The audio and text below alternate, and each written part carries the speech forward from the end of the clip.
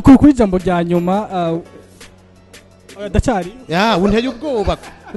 uranteye ubwoba mukuru umukobwa mwiza asa gute kubwawe umukobwa mwiza kubwiwanje ukuntu asa duca dusubira inyuma gato mu Giswahili hariho kosa suru patenzegebe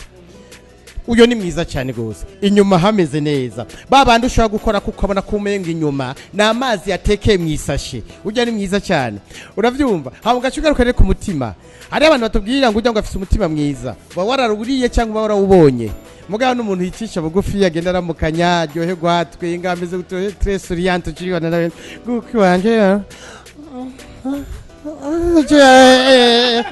wayonye oya urumva ari ibintu abantu benshi usanga batazi bivanye n'inoze cyo byumva erega haje abakobwa benshi babura isoko kubera abo babura isoko kubera bonyene wazo ngo abantu usanga yavyivye yashavuye uzoronka isoko gute nibikunda wenye nuzava ngo niko na 5,000 ya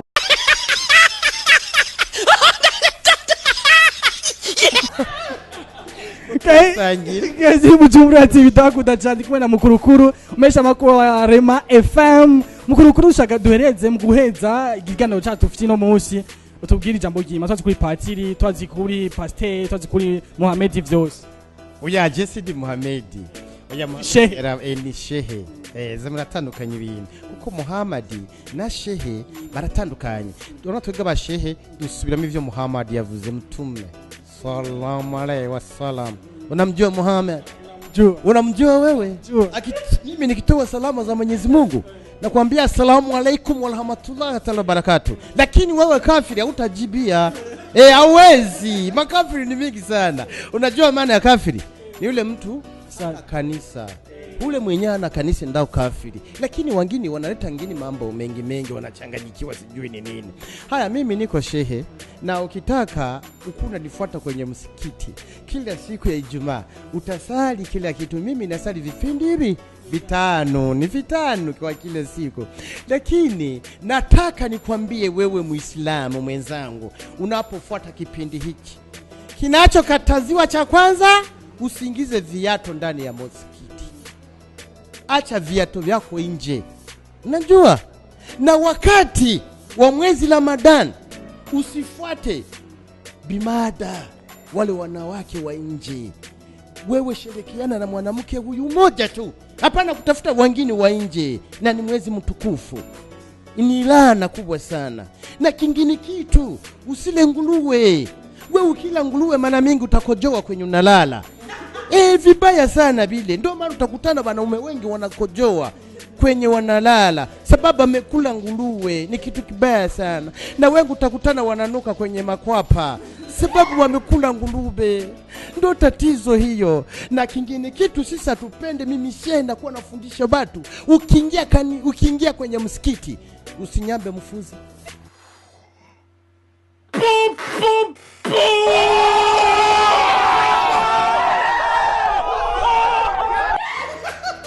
kwa nini azambi laana hiyo kwa Mungu dana baba mmoja alikuwa amesilimu akaingia kwenye msikiti hala anafanya Allahu akbar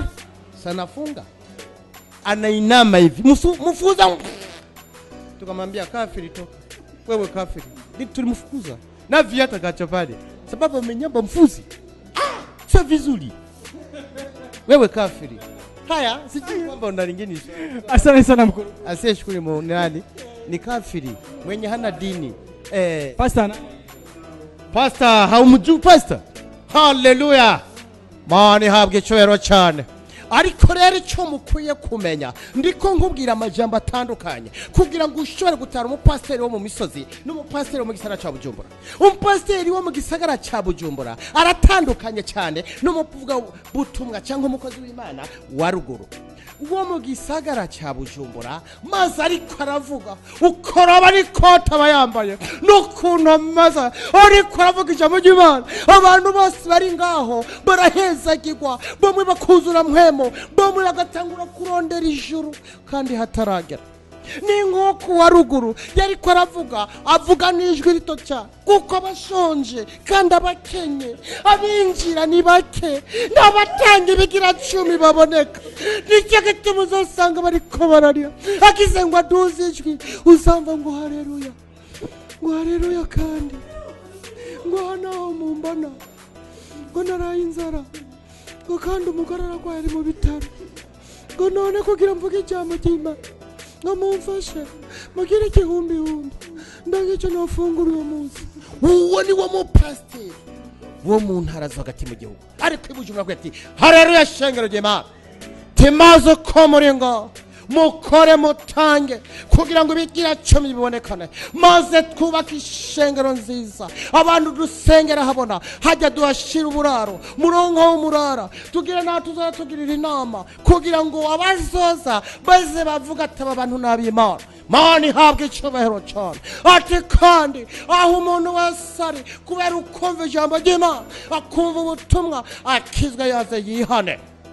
Pasiteri agacabwira abari ngaho bose ati kirazira kikaziririzwa yuko umwana asubira kurira